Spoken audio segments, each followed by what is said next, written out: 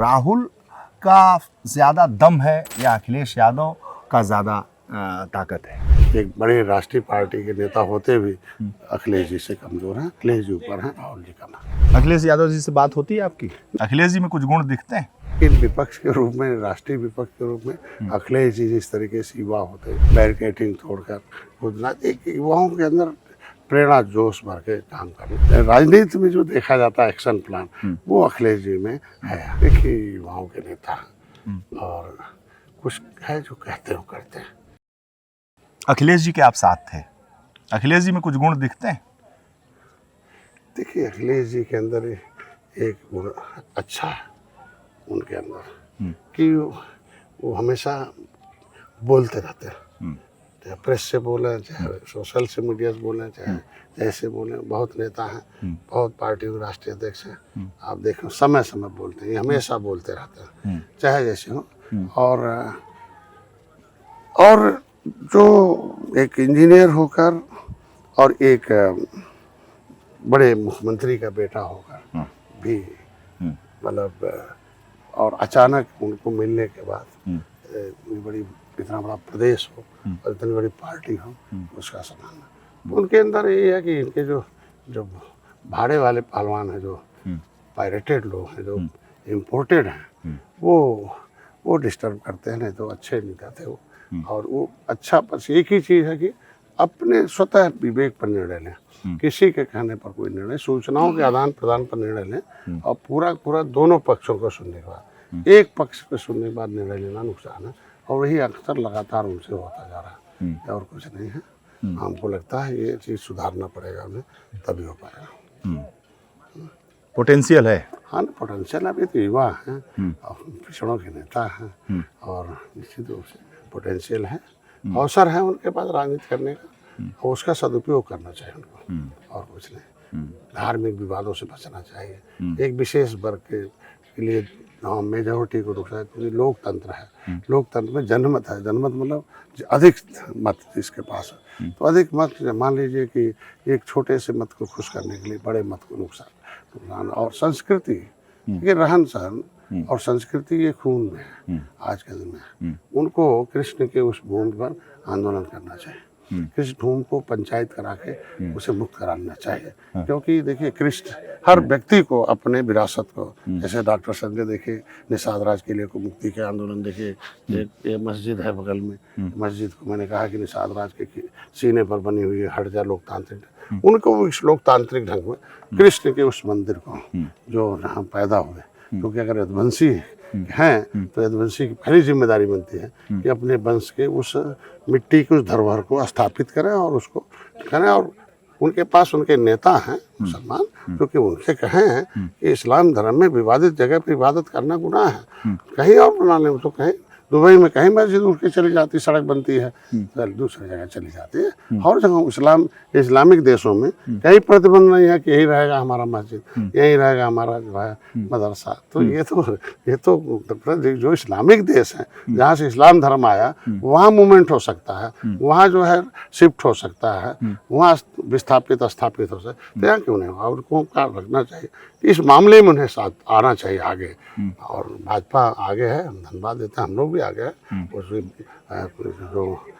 मतलब कृष्ण जन्मभूमि के आंदोलन का नेतृत्व अखिलेश यादव आंदोलन करने की कोई जरूरत ही नहीं है। अच्छा। वैचारिक आंदोलन, उस विचारधारा ना, कृष्ण एक विचारधारा है। अगर कृष्ण ने कौरव, भाई पांडव और कौरव दोनों के सलाहकार थे, हैं, लेकिन अब जो कौरव थे हैं, अब उनके पास एक और सलाहकार शकुनी मामा थे, तभी इसलिए दो सलाहकार थे। और देखो पांडव ने उनकी बात मानी, और देखो जो है हिस्सेदारी का मामला था ना, कृष्ण ने कहा कि हिस्से सबके बराबर होने चाहिए, ये क्यों कम बेसी होगा। तो ऐसी स्थितियों में इनको कृष्ण के उस जन्मभूमि के आंदोलन को बाहर लाना चाहिए, और वैचारिक रूप से लोगों से बातचीत करके उसे मुक्त करना चाहिए, और उस पर क्या नाम है, एक अधिपत्य कहता ना कि निषाद राज कल हमारा है, उस पर अपनी दावेदारी या अपने को उसका वंशज मानते हुए उस कृष्ण जन्मभूमि को एक धरोहर के रूप में, पूजनीय के रूप में, और यादवों को उस पर लोगों को प्रेरित करना चाहिए जाए, और अपने उस कृष्ण के उस जमीन को नमन करें और माने कि हम यदुवंशी हैं और इस त्रेता से लेके अब तक जो है हम लोगों का एक गौरवशाली इतिहास रहा। लेकिन अब राजनीति है अब कुछ लोगों के साथ, तो उसमें एक बड़ा परिवर्तन आया। कौन देखिए, अयोध्या में मुसलमान समय आ गया, कोर्ट का ऑर्डर हो गया, देखो आप सोना चांदी की ईंटा दे रहा है मुसलमान, कह रहा नहीं बनाओ बनाओ भाई, हम नहीं लड़ेंगे। तो आप समझ सकते हैं ना, तो यहाँ भी लोग आवे जो कृष्ण भूमि का जो मुक्ति का वो केस रहा, उसमें हमारे वो कुछ यादव पत्रकार हैं, तो हम लोग उनके सहयोगी हैं, जरूरत होता है तो उनका हम सहयोग करते हैं। तो भाई अगर हम लोग सहयोग कर सकते हैं उस कृष्ण भूमि के तो मुस्लिम वोटर उनके पास बहुत है ना? अरे तो बहुत है, तो उनके सपोर्टर भी हैं उनके, अगर उनके जो मौलाना हैं उनसे बातचीत करें ना कि आखिर इस आंदोलन से उनका वोट आज के दिन में न बोलने से वोट घट रहा है। हाँ, मुसलमान जाएगा कहाँ उनको छोड़कर? वो तो हम जहाँ इलाज मकाम कर रहे हैं वही मुसलमान थोड़ा बहुत आ रहा, मुसलमान तो डोमिन मान लिया, मुसलमान कहाँ जाएगा? और निश्चित रूप से बातचीत करके उनको अपने धरोहर को लेना चाहिए। अखिलेश यादव जी से बात होती है आपकी? नहीं, अभी जब से मैंने छोड़ा तब से मैं किसी से बात नहीं करता। एक दिन मैं नेता देने गया था जब वो सरवन जी का, तो सदन में वही था, मैंने वहीं सबके सामने दिया था। और उनके शिवपाल जी एक बार कोई ट्रांसफर के लिए बुलाया था, बस उतने हैं। अखिलेश जी को आप पार्लियामेंट में भी देख रहे होंगे? अरे डिम्पल को भी देख रहे हैं, दोनों को देख रहे हैं। हाँ। और एक चीज़ के लिए उन्हें धन्यवाद दूंगा कि देश में बड़ी पार्टी कांग्रेस है, लेकिन विपक्ष के रूप में, राष्ट्रीय विपक्ष के रूप में अखिलेश जी जिस तरीके से युवा होते और एक मुख्यमंत्री होते, पहले पूर्व मुख्यमंत्री होते, बैरिकेडिंग तोड़कर खुदना एक युवाओं के अंदर प्रेरणा जोश भर के काम करना, एक मतलब एक चीज़ देखा कि अब परिपक्व हो रहे हैं, अब बड़े सूझबूझ के साथ काम कर रहे हैं इस बार अखिलेश जी। और एक राजनेता का जो गुण होता है वो अब अखिलेश जी के अंदर आ रहा, और उन्होंने जो साबित किया अभी विपक्ष में आवाज़ उठाकर दिल्ली में, तो लगता है मतलब एक तो भले वो अमर्यादित हो, लोकतांत्रिक हो, चाहे वो भले जो है समालोचना न हो, लेकिन जो राजनीति में जो देखा जाता है एक्शन प्लान वो अखिलेश जी में है। और उनको चाहिए कि अब आलोचना जो करते हैं वो समालोचना बदल दें, हैं, और समुचित आलोचना करें, जो राजनीतिक आलोचना करें, धार्मिक आलोचना नहीं। आलोचना से विकास होता है, लोग पसंद करते हैं कि नहीं जो सही बात है, झूठ नहीं। कुछ ऐसी बातें बोल देते जो बाद में गलत हो जाती है, उन्हें डिलीट करना पड़ता है, तो ये नहीं होना चाहिए रहता। तो कुछ कमियां हैं, उन्हें सुधारना चाहिए। अच्छा, अखिलेश जी जिस तरीके से राहुल गांधी के साथ जोड़ी बनाकर लड़ रहे हैं, तो राहुल का ज़्यादा दम है या अखिलेश यादव का ज़्यादा ताकत है? देखिए, अब एक प्रदेश का नेता होते हैं और उनके पास तो कई राज्यों में कांग्रेस का सरकार है, जिसके पास सरकार नहीं है वो जाके दिल्ली में अपना तालका मचा पड़े।